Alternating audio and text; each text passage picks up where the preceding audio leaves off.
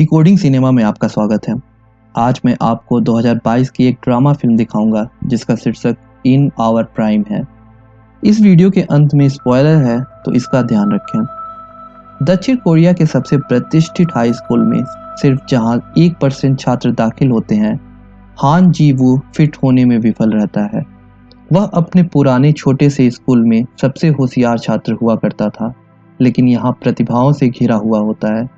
वह क्लास में नीचे से दूसरे स्थान पर आता है, विशेष रूप से गणित में, जिसे कॉलेज में प्रवेश के लिए सबसे महत्वपूर्ण विषय माना जाता है। उसके सहपाठी अमीर हैं, इसलिए वे ट्विटर और बूट कैंप का खर्च उठा सकते हैं, लेकिन जी वू छात्र वेलफेयर स्कॉलरशिप पर है और वो ऐसे खर्च नहीं उठा सकता। उनके गणित मास्टर मिस्टर किम गुन हो उन्हें याद दिलाते हैं कि ये ग्रेड एक प्रतिष्ठित कॉलेज में प्रवेश के लिए पर्याप्त नहीं है और जी वू को ट्रांसफर करने पर विचार करने के लिए कहते हैं। एक रात जी वू के रूममेट उसे पैसे देते हैं ताकि वह चुपके से बाहर निकल सके और सबके लिए कुछ स्नैक्स और शराब ला सके, लेकिन वापस आते समय जी वू को नाइट गार्ड ली हाक सू ने पकड़ लिया। अगली सुबह उसके शिक्षक मिस्टर किम उसे कबूल करवाने की कोशिश करता है कि इस योजना का हिस्सा और कौन कौन था, लेकिन जी वू वफादारी को महत्व देता है और चुप रहता है। ये बात उसके महिला सहपाठी पार्क पो राम का ध्यान आकर्षित करती है, लेकिन ये घटना उसे अस्थायी रूप से छात्रावास से बाहर निकाल देती है। क्लास के बाद उसके क्लासमेट्स उसे धन्यवाद के रूप में कुछ पैसे देने की कोशिश करते हैं और यह सुनकर चौंक जाते हैं कि जी वू पैसे नहीं चाहता, क्योंकि वे दोस्त हैं। वे दूसरे रास्तों से देर रात के नाश्ते की चीज़ों को लाने की संभावना पर चर्चा करते हैं, लेकिन यह असंभव हो गया है क्योंकि हक सुंग ने गार्ड के रूप में काम करना शुरू कर दिया है। वे उसे कौमी ऑफिसर कहते हैं क्योंकि वह उत्तर कोरियाई है। बाद में हक सुंग अपने डॉक्टर को दिखाने जाता है, जो उसे बताता है कि नाइट गार्ड के रूप में काम करना उसके स्वास्थ्य के लिए अच्छा नहीं है और नींद की गोलियों पर निर्भर रहने से उसका बायोरिदम बंद हो जाता है। हक सुंग डॉक्टर को ये याद दिलाता है कि एक देश बदलने वाले के रूप में उसे केवल यही काम मिल सकता है, इसलिए जब तक उसे कहीं और स्थान नहीं मिलता वह नींद की गोलियां लेगा। बाद में हाक सुंग अपने अकेले अपार्टमेंट में लौटता है, जहां वह अपना समय अपने कछुए को खिलाने, स्ट्रॉबेरी दूध पीने और सुडोकू पहेली हल करने में बिताता है। अगले दिन जी वू को छात्रावास से बाहर निकाल दिया जाता है। बो राम बाहर जाते समय उसे चिढ़ाते हुए कहती है कि उसे लगा कि वह एक लूजर से ज़्यादा हो सकता है, लेकिन ऐसा लगता है कि वह गलत थी। कुछ घंटों बाद जी वू अपने परिवार के अपार्टमेंट में लौट आता है, जिसे वह अपनी माँ के काम के वापस आने के पहले साफ करता है। उसकी माँ एक विधवा है जिसने उसे पालने के लिए हमेशा बहुत मेहनत की है, इसलिए उसे अपने बेटे को इतनी महत्वपूर्ण वर्दी में देखकर बहुत गर्व होता है। उसे यह बताने के लिए दिल में हिम्मत नहीं है कि उसे सोने के लिए जगह चाहिए, लेकिन जी वू इसके बजाय कहता है कि वह केवल उससे मिलने आया है और बहुत देर होने से पहले ही उसे स्कूल लौटना होगा। वापस जाते समय बारिश शुरू हो जाती है, इसलिए जी वू स्कूल की पुरानी लेबोरेटरी में छिपने की कोशिश करता है, लेकिन वह हाक सुंग द्वारा पकड़ा जाता है। गार्ड को बुरा लगता है जब वह सुनता है कि जी वू के पास रहने के लिए जगह नहीं है, इसलिए वह उसे वापस अपने कार्यालय में आमंत्रित करता है। जब जी वू सो रहा होता है, हाक सुंग को गणित का बहुत कठिन होमवर्क दिख जाता है जिसे जी वू पूरा नहीं कर सकता था। जैसे ही सूरज उगता है, हाक सुंग जी वू को बाहर निकाल देता है। लड़का अपनी गणित की क्लास में जाता है और यह देखकर चौंक जाता है कि उसका होमवर्क हाक सुंग द्वारा किया गया है। इतना ही नहीं, सभी उत्तर सही हैं। बो राम ने यह नोटिस किया और कहती है कि जी वू इसे टीचर को दिखाए, लेकिन वह उसे चुप रहने के लिए कहता है। कक्षा के बाद जी वू मदद के लिए हंग सुंग को धन्यवाद देने जाता है और उसे यह सिखाने के लिए कहता है यह कैसे करना है, लेकिन हाक सुंग ने उसे फिर से बाहर निकाल देता है। बाद में स्टडी रूम में जी वू सुनता है कि उसके सहपाठियों के निजी ट्यूटर भी गणित की कुछ समस्याओं से परेशान है, जिसे पता चलता है कि हाक सुंग कितना खास है। जी वू उसका पीछा करना शुरू कर देता है, उसे पढ़ाने के लिए भीख मांगता है, लेकिन हाक सुंग उस पर ध्यान नहीं देता है।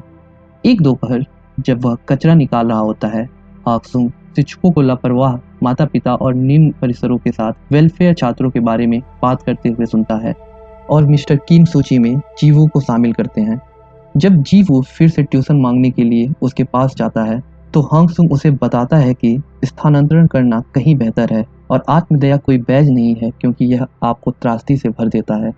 जीवू बताता है कि यह उसे कितना गुस्सा दिलाता है कि दूसरों के पास ऐसे अवसर हो सकते हैं जो उसके पास नहीं है। ये बातें सुनकर उसे ट्विटर देना स्वीकार करता है। वह फीस के रूप में केवल जीवू को स्ट्रॉबेरी दूध लाने को कहता है। अगले दिन हाक सुंग अपने दोस्त एन गी चेओल से मिलने जाता है जिसने उसे दक्षिण कोरिया आने में मदद की क्योंकि वह सियोल के उत्तर कोरियाई रक्षक समर्थक नेतृत्व के रूप में काम करता था। साथ में वे बोर्ड गेम खेलते हैं और जीवन के बारे में बातें करते हैं। और जब गी चियो को हांग सुंग के लिए उपहार के रूप में बिजली वाला लैंप मिलते हैं तो हांग सुंग उसके लिए भुगतान करने पर जोर देते हैं क्योंकि वह इस देश में दान के लिए नहीं आया था। जब रात होती है हांग सुंग लैंप को पुरानी लेबोरेटरी के अंदर रखता है ताकि वह वहां गुप्त रूप से जीवू को पढ़ा सके। जीवू को 3 नियमों का पालन करना होता है। 1, इन क्लास के बारे में किसी को भी पता नहीं होना चाहिए। 2, गणित के अलावा कोई प्रश्न नहीं। और तीसरा, हांग सुंग गणित पढ़ाएगा लेकिन वह ग्रेड या टेस्ट के बारे में कुछ भी नहीं जानना या सुनना चाहता है। जीवू द्वारा सभी नियमों का पालन करने का वादा करने के बाद हांग सुंग उसे पहला अभ्यास देता है, एक त्रिभुज का क्षेत्रफल ज्ञात करना। जीवू इसे जल्दी से हल करता है, यह इंगित करते हुए कि यह एक 8वीं क्लास का सवाल, लेकिन हक्यूंग उसे बताता है कि उसका जवाब गलत है। ठगा हुआ महसूस करते हुए जीवू को लगता है कि यह अनुचित है क्योंकि हक्सुंग ने उन्हें गलत प्रश्न दिया है, लेकिन हक्सुंग का कहना है कि वह समस्या को हल करने के लिए गलत तरीके का अप्रोच कर रहा है। हाँ, उत्तर खोजना महत्वपूर्ण है, लेकिन प्रश्न क्या है यह समझना और भी महत्वपूर्ण है। गणित समाधान खोजने का प्रक्रिया का नाम है। जब जीवू अवधारणा की समझ दिखाते हैं तो हक्सुंग इसे एप्सिलॉन कहते हैं क्योंकि उनके पास एक फ्लैशबैक है कि कैसे एक छोटी उम्र में उन्हें और एक दोस्त को उनकी अकादमिक सफलता के लिए एक फैंसी पेन मिला। एप्सिलॉन का अर्थ है छोटा और महत्वहीन। कक्षा समाप्त होने के बाद चूंकि जीवू के पास अभी भी जाने के लिए कोई जगह नहीं है, इसलिए हाक्सुंग उसे अपने साथ रहने की अनुमति देता है। जीवू को पता चलता है कि हाक्सुंग एक पुरानी कैसेट प्लेयर पर क्लासिकल संगीत सुनना बहुत पसंद है, इसलिए वो कुछ समय के लिए शास्त्रीय संगीतकारों के बारे में बात करते हैं, जिससे हाक्सुंग को अपने अतीत के बारे में जीवू के सवालों से बचने में मदद मिलती है। कैसेट खराब हो गया है और इसकी ध्वनि की गुणवत्ता खराब है, इसलिए जीवू अपने फोन पर गाने बजाता है, जिसकी गुणवत्ता हाक्सुंग को आकर्षित करती है और उसे सालों बाद पहली बार गहरी नींद आने में मदद करती है। वास्तव में वह अगली सुबह देर तक बिस्तर पर रहता है और जब वह उठता है तो जीवू पहले ही क्लास के लिए निकल चुका होता है।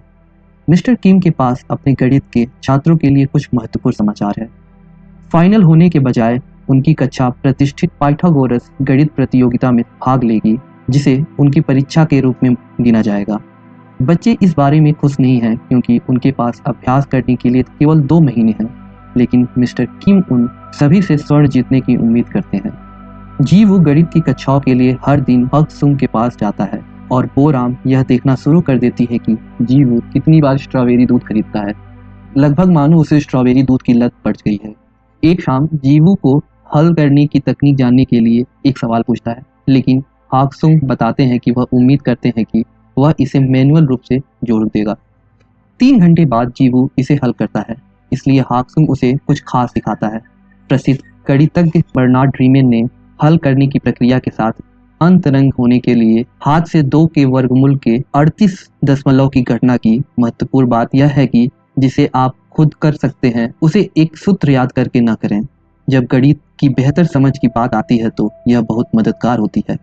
हाक्सुंग जीवू को यह बताने में इनकार करता है कि उसका उत्तर सही है या गलत, क्योंकि उसका होमवर्क इसे स्वयं खोजना होगा।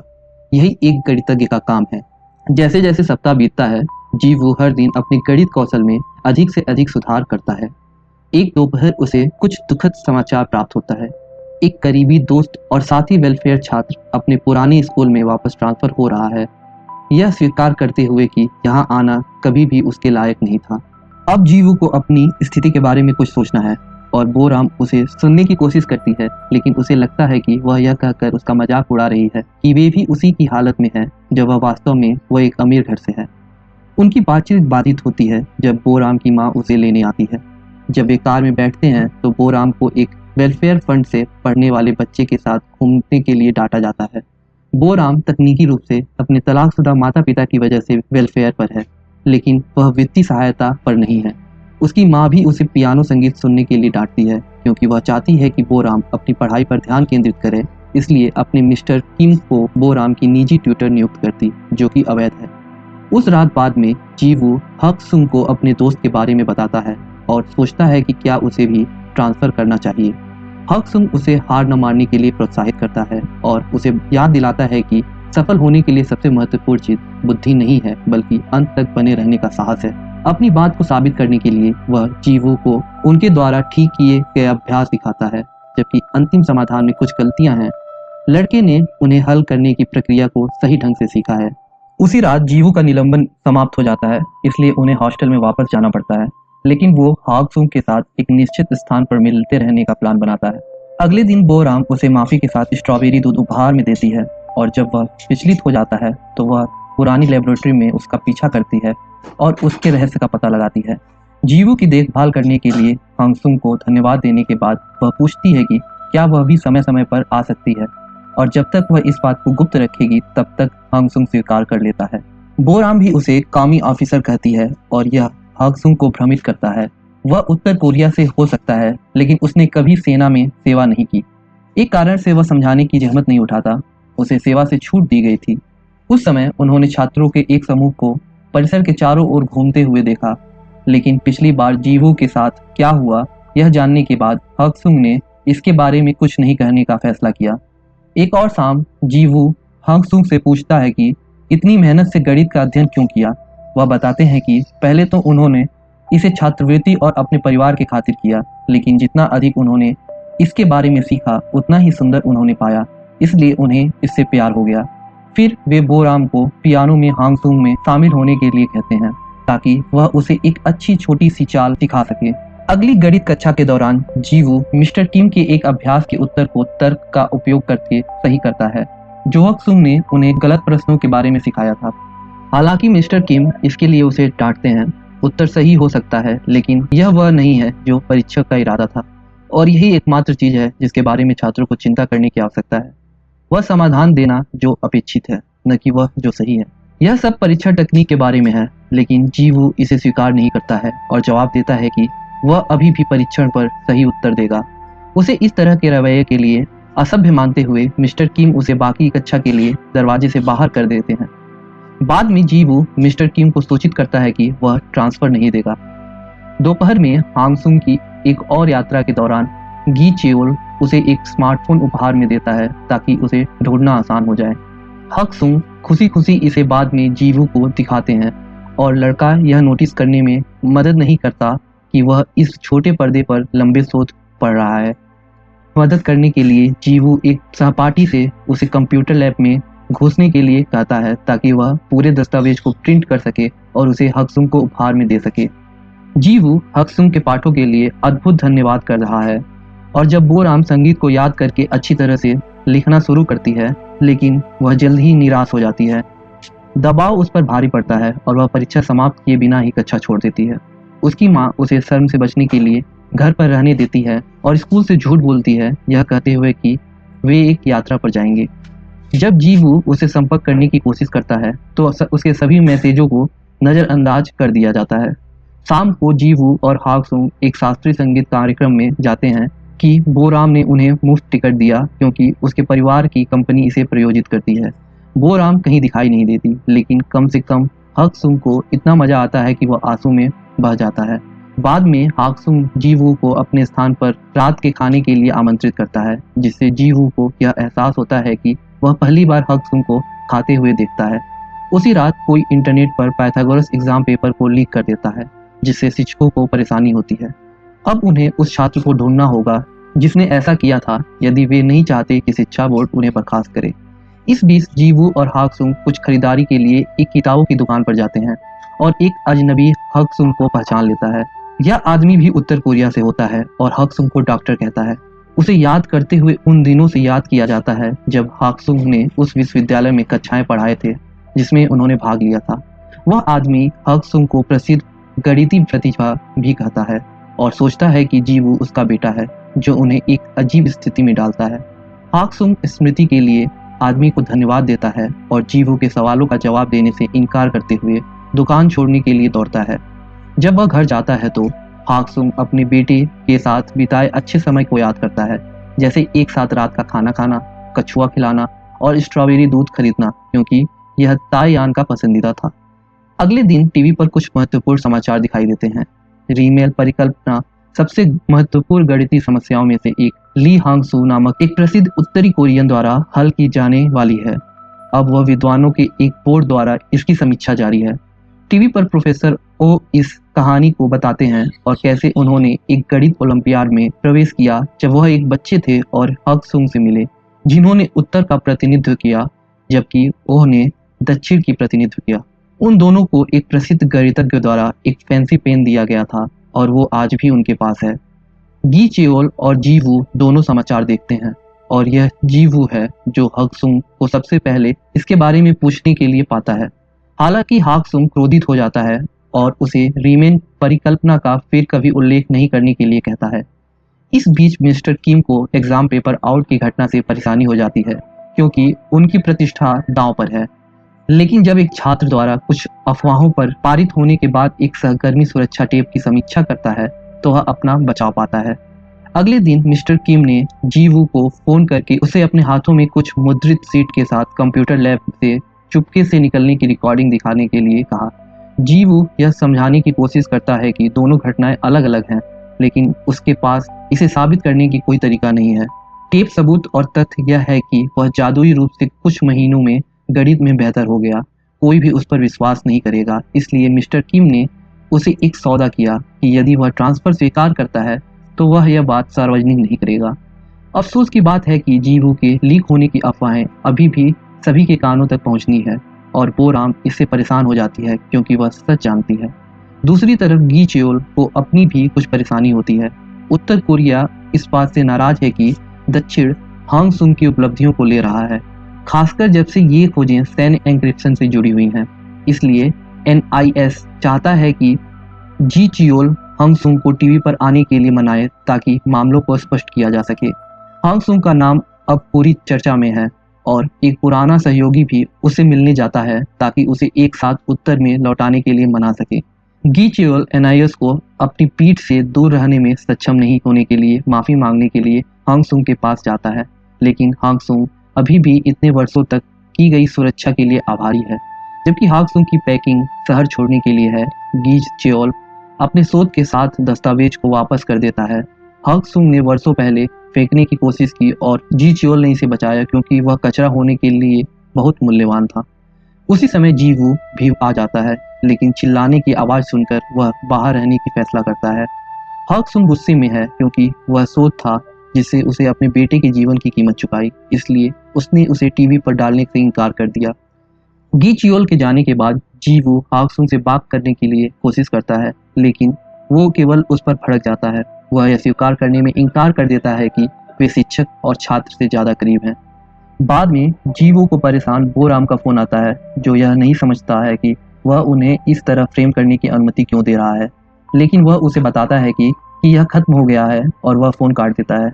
इस बीच हांगसुम बस स्टेशन पर आता है और जब उसे लगता है कि उसने अपने बेटे का चेहरा एक अजनबी में देखा है तो उसे याद आना शुरू हो जाता है कि ताईयोन की मृत्यु हो गई है। साथ ही देश बदलने वालों का बचाव करने के लिए एक और लड़ाई में शामिल होने के बाद ताईयोन ने अपने पिता के साथ बहस करना शुरू कर दिया। उन पर स्वार्थी कारणों से दक्षिण में भागने का आरोप लगाया क्योंकि उन्होंने ऐसा नहीं किया जब उनकी मां तपेदिक से बीमार थी। हांगसुम ने जोर देकर कहा कि उसने अपने बेटे को बेहतर जीवन देने के लिए ऐसा किया, लेकिन ताईयोन ने बताया कि प्रवेश कार्य करना और गंदगी की तरह व्यवहार किया जाना एक विद्वान के लिए बेहतर जीवन से बहुत दूर था। अपने पिता को एक कंपनी के रूप में केवल गणित के साथ अपने जीवन का आनंद लेने की कामना करने के बाद ताईयोन भाग गया और तैरकर उत्तर की ओर वापस जाने की कोशिश की, लेकिन सीमा पर गश्ती दल द्वारा उसे देखते ही गोली मार दी गई। जीवू के पास वापस वह अपने घर में घुसकर ट्रांसफर पेपर पर अपनी मां का मुहर का इस्तेमाल करता है जबकि वह सो रही है। अगली सुबह वह मिस्टर किम को कागजात सौंपता है जो उसे बताता है कि उसने सही काम किया है। हांगसुम एक होटल में छिपा है जबकि गी चियोल उसे टीवी शो में ले जाने के लिए खोजता है और वह बोराम से जीवू के स्थानांतरण के बारे में बताते हुए एक फोन कॉल आने से आश्चर्यचकित है। उस दोपहर पाइथागोरस पुरस्कार समारोह है। जीवू स्कूल से बाहर जा रहा है, लेकिन बोराम अचानक आती है और उसका सम्मान छीनकर उसे अपने साथ सभागार में ले जाती है।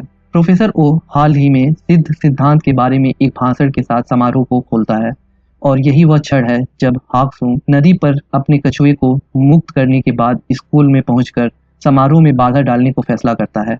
वह अपनी पहचान के प्रमाण के रूप में अपनी क्लास प्रस्तुत करता है, इसलिए प्रोफेसर ओ उसे खुले हाथों से स्वागत करता है और उसे भाषण भी देने को अनुमति देता है। एक गार्ड के रूप में अपने काम के बारे में मजाक करने के बाद हाक्सुंग ने स्वीकार किया कि वह जीवू गणित पढ़ाते थे और प्रिंटेड थीसिस को सबूत के रूप में प्रस्तुत करते हैं कि उन्होंने परीक्षा को लीक नहीं किया। उन्होंने यह भी खुलासा किया कि मिस्टर किम ने ही अपने निजी छात्रों को टेस्ट लीक किया था, जिसके कारण मिस्टर किम गुस्से और शर्म के साथ चले जाते हैं। फिर हाक्सुंग ने अपनी कहानी का एक सा हिस्सा साझा किया। उसने उत्तर कोरिया को छोड़ दिया ताकि वह ठीक से गणित का अध्ययन कर सके, क्योंकि उसकी अपनी सरकार हथियार बनाने के लिए उसके शोध का उपयोग कर रही थी। वह चाहता है कि गणित का इस्तेमाल नौकरी खोजने और अच्छे कॉलेजों में जाने के लिए किया जाए, लेकिन इस लालच ने उसके बेटे की जान दे दी। हाक्सुंग को अपनी पसंद पर शर्म आती है, फिर भी जीवू ने उसे कभी इस तरह नहीं देखा और अंत तक अपने रहस्य के प्रति वफादार रहे, भले ही इससे उनके भविष्य की कीमत चुकानी पड़ी। रोते हुए हाक्सुंग माफी मांगता है और जीवू को उस पर विश्वास करने के लिए धन्यवाद देता है, और उस तरह के भाषण से जी चेओल, जो सभी के साथ सुन रहा है, टीवी साक्षात्कार के बारे में पूछे बिना भी छोड़ देता है। हालांकि वह बाहर हाक्सुंग की प्रतीक्षा करता है और वह उसे कार ड्राइव पर ले जाता है। अपने द्वारा उपहार में दिए गए स्मार्टफोन को फेंकने के बाद जी चेओल ने हाक्सुंग के लिए एक नया कानूनी पासपोर्ट, जो हाक्सुंग को दक्षिण कोरियाई नागरिक के रूप में चिन्हित करता है और उसके लिए शहर छोड़ने के लिए टिकट देता है ताकि NIS उसका पीछा न कर सके। जी चेओल शायद इसके लिए नौकरी से निकाल दिया जाएगा, लेकिन उसे लगता है कि यह करना ही चाहिए था। कुछ समय बाद जी चेओल जीवू से मिलता है ताकि वह उसके लिए छोड़ा गया हाक्सुंग का उपहार दे सके, प्रसिद्ध पेन और उसकी थीसिस का पहला मसौदा। 3 साल बाद जीवू और उनके कॉलेज की कक्षा प्रतिष्ठित ओवरवोल्फ रिसर्च इंस्टीट्यूट फॉर मैथमेटिक्स का दौर करती है। हाक्सुंग अब वहां काम कर रहा है और जीवू ने गणित के बारे में लंबी बातचीत शुरू होने से पहले कुछ स्ट्रॉबेरी दूध और गले लगाकर उसे आश्चर्यचकित कर देता है।